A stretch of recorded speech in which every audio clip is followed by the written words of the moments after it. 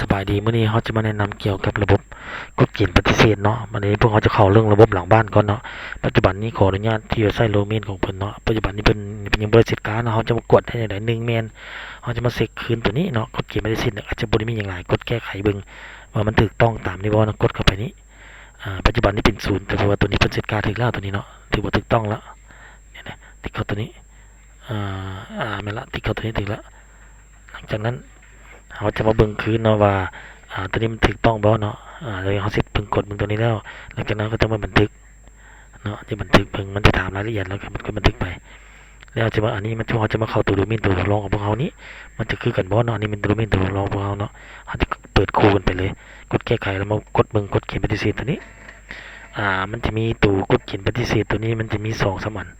ปรับขึ้นส่วนน้อยส่วนต่างเดี๋ยวเด้อเจ้าเนี่ยตัวนี้อันนี้มันปรับขึ้นแต่จำนวนห้อยบัดเนี้ยมันก็ต่างกัน1,500เบิ่งของลูกค้าคืนเนาะบัดนี้เนาะอยากสับสนหน่อยหนึงกดแก้ไขคืนกดเขียนปฏิเสธไปตัวนี้ก็น่าจะมีปัญหามันเป็นตัวนี้แหละเนาะอันนี้แบบตัวนี้ถึงแล้วคำว่าจำนวนห้อยนี้ตัวนี้ถือว่าเฮาเซตค่าไปแล้วก็บันทึกไปเนาะตัวที่2อาจจะมาเซตค่าเรื่องนี้ตัวนี้มันสำคัญตัวนี้เนาะตัวนี้ปัจจุบันนี้อันนี้ของลูกค้าเนาะอันนี้พวกเราจะให้เพิ่งคืนของลูกค้าเป็น2200นี้ตัวนี้ธรรมดาต้องใส่2มัด2มัดทั้งเบิดคือโดเมนตัวพวกเราทดลองพวกเขาจะมีตัวนี้ให้เบิ่งสมเทียมเนาะอันนี้เป็นพวกเขากดแก้ไขมาแล้วมันจะเป็น222หมดเลยอันนี้เป็นเซตแล้วเขามีแต่ว่าบันทึกไปเนาะอันนี้บ่มีหยังกดแก้ไขแล้วก็ตีตัวเลข2ใส่เลข2ใส่อันนี้เป็นเลข0นะตีเลข2ใส่เบิดแล้วก็บันทึกไปก็ถือว่าการเซตค่าของกดเขียนปฏิเสธสำเร็จแล้ววันนี้เขาจะมาเล่าเรื่องขายนะนาโอกิเนาะตัวนี้เขาจะเข้าเป็นหน้าบ้านขายเลยให้มันไวขึ้นเนาะกดเข้าไปหน้าบ้านขายตัวนี้ปัจจุบันนี้มันกดเข้าไปนี่ปึ๊บลูก800,000ปลายเนาะ841,041,000คนนี้เขาจะเก็บเงินเลยกดเก็บเงินเลยเนาะเพื่อรัดตอน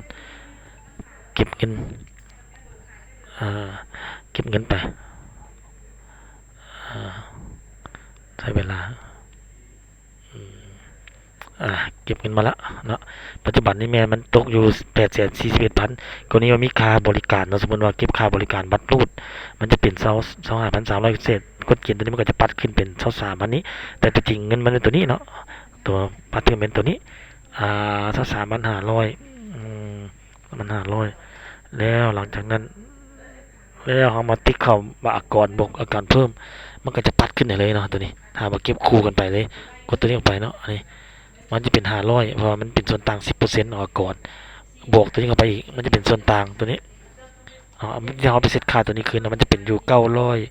953,000ตัวนี้เราเก็บตัวจริงไป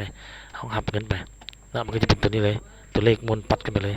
ตัวนี้จะถือตามมันตัวที่ว่าลูกค้าต้องการว่านะเจ้าอันนี้สิประมาณนี้แล้วพอก็ปิดไปเลยอันนี้เป็นขั้นตอนที่ว่ากดเขียนปฏิเสธขั้นเบื้องต้นเนาะอาชีพประมาณนี้อันนี้มันเอาเซตค่ามาละเซตค่ามา2 อันแล้วอาชีพประมาณ